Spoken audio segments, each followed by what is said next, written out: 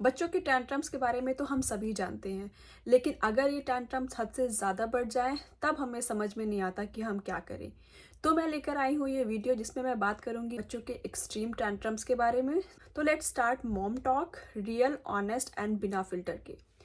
Hi everyone, welcome back to my channel. My name is Arshi and I am a mom of two. So quick background, मेरी बेटी जो कि 4.5 साल की है और मेरा बेटा जो कि 8 मंथ्स का है। तो मैंने वो फेज़, वो infant, toddler and pre Schuler, वो तीनों फेज़ देखे हैं जिसमें बच्चों के एक टैंट्रम्स होते ही होते हैं, हम सभी जानते हैं। लेकिन कभी ऐसा फेज़ आता है कि टैंट्रम्स थोड़े ज़्यादा बढ़ जाते हैं। मैं अपने बारे में बता दूं, मैं यहाँ यूएस में रहती हूँ and mostly I am raising my kids hair alone.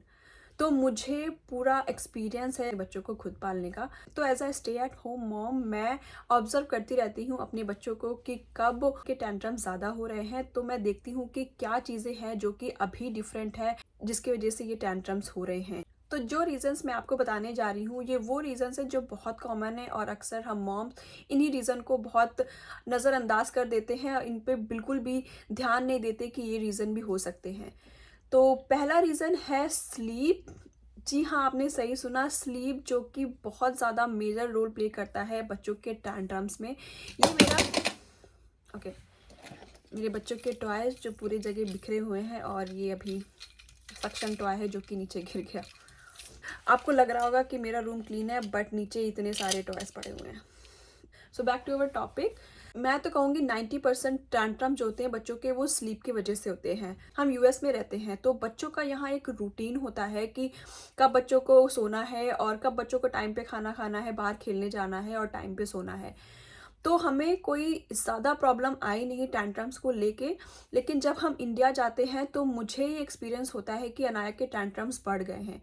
उसका मेन रीज़न होता है उसकी स्लीप, क्योंकि इंडिया में बहुत सारे बच्चे हैं साथ में और जिसकी वजह से अनाया को टाइम पे सोना नहीं होता और फिर ग्रैंड पेरेंट्स भी होते हैं कि ठीक है हम सभी जग रहे हैं तो बच्चे को नहीं सोना है तो नहीं सोने दो, बच्चे को खेलने दो। फिर बच्चे जब देखते हैं कि दादा दादी या नाना नानी हैं सपोर्ट करने के लिए तो वो हमारी बात नहीं मानते हैं, जिसकी वजह से लेट सोना होता है और फिर मॉर्निंग तक उनकी नींद पूरी नहीं होती है और फिर वो दिन भर इतने चिड़चिड़े हो जाते हैं। तो अनाया के केस में यही होता था, अनाया बहुत लेट सोती थी। यहाँ यूजुअली वो 9-9:30 सो जाती है, लेकिन इंडिया में ऐसा हो रहा था कि 11:30, 12 और कभी तो एक एक भी बज रहा था उसको सोने के लिए। और मॉर्निंग वही 8:30 वो उठ जाना होता था, उसकी नींद पूरी नहीं होती थी, जिसकी वजह से बहुत ज़्यादा इश्यूज आ रहे थे उसको खाने को लेकर। उसकी बिहेवियर बहुत ज़्यादा चेंज हो रहा था। लेकिन जब मैं वापस आई और सब कुछ रूटीन में आ गया तो उसका टैंट्रम्स बिल्कुल ही कंट्रोल हो गया। मुझे यकीन ही नहीं हो रहा था कि वो सेम अनाया है जो अभी इंडिया में थी।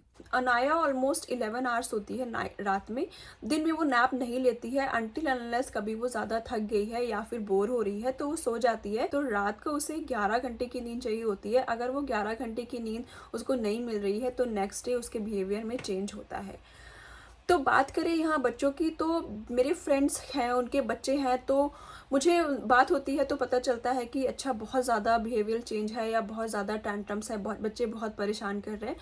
तो पहली चीज़ मैं उनसे यही क्वेश्चन करती हूँ कि ये कब बच्चा आपका कब सोता है। तो मुझे जो उनके आंसर आते हैं वो यही होते हैं कि कोई फिक्स रूटीन नहीं। मोस्टली उनके आंसर होते हैं कि 11-11:30, या फिर कुछ बच्चों के हाथ होते हैं कि 12 और 1:30 बज रहे हैं, 1:30 बजे तक तो सोने ही नहीं दिया, 1 बज रहा है सोने नहीं दिया। तो इसकी वजह से बहुत ज़्यादा टैंट्रम्स होते हैं। तो अगर आपका बच्चा बहुत ज़्यादा टैंट्रम्स भी कर रहा है तो पहली चीज़ है कि उसके स्लीप को ध्यान में रखिए, एक रूटीन बनाइए। उसको जो है बेड टाइम बना दीजिए कि डिनर हो गया उसके थोड़ी देर बाद जो भी बेड टाइम रूटीन है, ब्रश करना, टाइम स्टोरी वगैरह और कम्फी क्लोथ। और अब बच्चों का टाइम है 9 o'clock सोने का और 9 o'clock तक बच्चों को सो जाना है। तो ये चीज़ अगर आपकी जॉइंट फैमिली है तो मैं समझ सकती हूँ बहुत ही मुश्किल होता है, क्योंकि बच्चे जो देखते हैं वो ही करते हैं। अगर घर में बाकी लोग नहीं सो रहे हैं तो बच्चे भी नहीं सोएंगे। अगर आप न्यूक्लियर फैमिली में रहते हो या फिर मेरी जैसे ही इंडिया से बाहर रहते हो तब तो बहुत ईजी है बेड टाइम रूटीन करना, क्योंकि हम भी अगर उनके बेड टाइम में इन्वॉल्व होंगे या उनके साथ प्रिटेंड करेंगे कि हम भी सो रहे हैं तो बच्चों के पास कोई ऑप्शन नहीं होता। उन्हें लगता है कि ठीक है अभी कोई ऑप्शन नहीं है, कि हमारा कोई एंटरटेनमेंट का सोर्स नहीं है, अब नाइट हो गई है, लाइट्स ऑफ हो गई हैं और हमें सोना है। ये आप 1 वीक 2 वीक करिए और जब बच्चा सो जाए तो फिर आप अपने काम कर सकते हैं उठ के। तो ये एक हैबिट है जो आप बना सकते हैं और आप खुद नोटिस करेंगे कि आपका बच्चा थोड़ा कम टैंट्रम प्ले कर रहा है। दूसरा रीज़न है उनका जंक और शुगर इनटेक। अगर आपके बच्चे के पूरी फूड हैबिट में अगर शुगर ज़्यादा है या फिर जंक बहुत ज़्यादा है तो उसे कट डाउन करिए। पहले तो रिफाइंड शुगर बच्चों के लिए बिल्कुल भी अच्छी नहीं है। नेचुरल आप दे सकते हैं, फ्रूट्स में शुगर होती है, डेट्स में शुगर होती है, ड्राई फ्रूट्स में शुगर होती है, तो वो आप दे सकते हैं, लेकिन रिफाइंड शुगर आप अवॉइड करिए, कट डाउन कर दीजिए। अगर बहुत ज़्यादा आपका बच्चा केक, पेस्ट्री, बिस्किट, चॉकलेट्स खाता है तो जंक में शुगर होती ही होती है, कट डाउन करिए। उसके बदले आप उनको और नेचुरल चीज़ें इंट्रोड्यूस करिए। पहले उनको शायद अच्छा ना लगे, अगर बच्चे बहुत ज़्यादा एडिक्टेड होते हैं शुगर के तो उन जो फ्रूट होते हैं नेचुरली मीठे, वो उनको मीठे नहीं लगते हैं, जैसे स्वीट पोटैटो हो गया या फिर फ्रूट्स हो गए। लेकिन आप ट्राई कीजिए, ग्रेजुअली कट डाउन करिए। सडनली अगर आप कट करेंगे कि आपका बच्चा बहुत ज़्यादा खाता है और नेक्स्ट डे आपने कहा आज से बंद, तो ये बिल्कुल भी नहीं होगा, टैंट्रम्स ज़्यादा बढ़ जाएंगे। क्योंकि शुगर ऐसी चीज़ है जिसको कट डाउन करने में आप सडनली कट डाउन नहीं कर सकते हो, आपको बहुत सारे विड्रॉल सिम्टम्स होंगे। आपने भी अगर खुद ट्राई किया होगा नो शुगर डाइट, या फिर आपने सोचा होगा कि मुझे वेट लूज़ करना है और मैं अपने शुगर हटाती हूँ डाइट से, तो पहला जो वीक होता है वो बहुत टफ होता है। तो ग्रेजुअली कट डाउन करिए, थोड़ा थोड़ा कट करिए और 1 वीक 2 वीक्स के अंदर रिफाइंड शुगर बहुत ही कम कर दीजिए। ओकेजनली रखिए। मैं अनाया को घर में रिफाइंड शुगर नहीं देती हूँ, बहुत कम होता है। जब मैं उसको कुछ, अगर मुझे कुछ मीठा बनाना होता है, ओट्स बनानी होती है या फिर खीर बनानी होती है, तो मैं देसी खांड हो गई या फिर जैगरी पाउडर हो गया या फिर डेट सिरप हो गई, मैंने डेट्स रखे हुए हैं, मैं उसको डाल देती हूँ तो मीठा हो जाता है।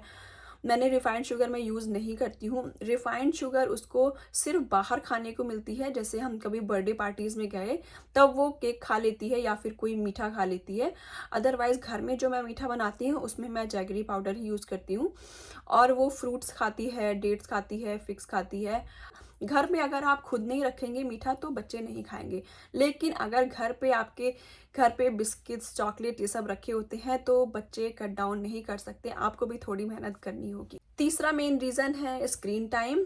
अगर आपके बच्चों का स्क्रीन टाइम बहुत ज़्यादा है या फिर वो कोई ऐसी चीज़ें देखते हैं जैसे कि कार्टून्स आजकल ऐसे हैं, कोकोमेलन हो गया या फिर बहुत सारी ऐसी चीज़ें होती हैं जिससे उनका ब्रेन जो है ओवर स्टिमुलेटेड हो जाता है और फिर बच्चे को अगर पूरे दिन बच्चों के दिमाग में वही चलता है, अगर उन्हें फिर ना मिले स्क्रीन तो वो ज़्यादा टैंट्रम थ्रो करते हैं। तो आप देखिए, ऑब्जर्व कीजिए कि आपका बच्चा अगर टीवी देख रहा है तो वो क्या देख रहा है। दूसरी चीज़, उसका स्क्रीन टाइम 1-1.5 घंटे से ज़्यादा मत करिए। एक रूटीन बनाइए कि बच्चों को इतनी देर देखना है, बाकी टाइम नहीं देखना है। उसके लिए आप ऑल्टरनेटिव रेडी रखिए, जैसे कि अब बच्चा अगर टीवी नहीं देखेगा तो कुछ तो करेगा ही, तो पहले उसको आप पार्क लेके जा सकते हैं। रोज़ का आप आउटडोर प्ले मस्ट रखिए। आपके बच्चे को अगर स्क्रीन कम करना है तो कुछ तो वो करेगा ही, तो आप बाहर ले जा सकते हैं या फिर ऑल्टरनेटिव कोई ऐसी एक्टिविटी कर सकते हैं। मैंने एक वीडियो में बताया हुआ है कि कैसे मेरी डॉटर जो कि 4.5 ईयर ओल्ड है स्टिल स्क्रीन फ्री है और मैं क्या करती हूँ उसको स्क्रीन फ्री रखने के लिए, तो उसका लिंक मैं डिस्क्रिप्शन बॉक्स में दे दूँगी या फिर मैं आई बार में दे दूँगी, आप देख सकते हैं। तो उससे आप हेल्प आपको मिलेगी कि अगर आप बच्चे का स्क्रीन कट ऑफ कर रहे हैं तो आप क्या करें।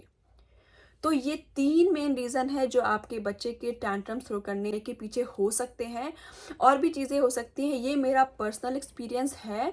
जब मैं इंडिया जाती हूँ तो अनाया का स्लीप जो है बिल्कुल ख़राब हो जाता है, कहीं ना कहीं से उसको रिफाइंड शुगर मिल ही जाती है, जो कि इंडिया में तो हमारे घर में ऐसा है, मीठे की कोई भी मील पूरी नहीं होती, तो उसको कहीं ना कहीं से मिल जाता है। पूरे टाइम मैं नज़र नहीं रख सकती और मुझे पता है कि मैं बस थोड़े टाइम के लिए इंडिया गई हूँ तो मैं ज़्यादा स्ट्रेस नहीं लेती, क्योंकि वैसे भी वो मेरी बात वहाँ नहीं सुनने वाली।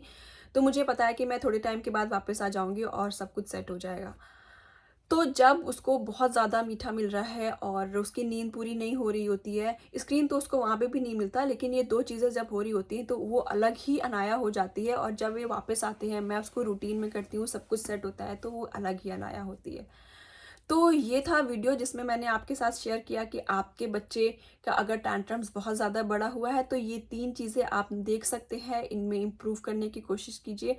ज़रूर आपको बेनिफिट होगा अपने बच्चे के लिए। तो अगर आपको मेरी वीडियो अच्छी लगी हो तो please like, comment and subscribe my channel. मिलते हैं नेक्स्ट वीडियो में। Thank you for watching.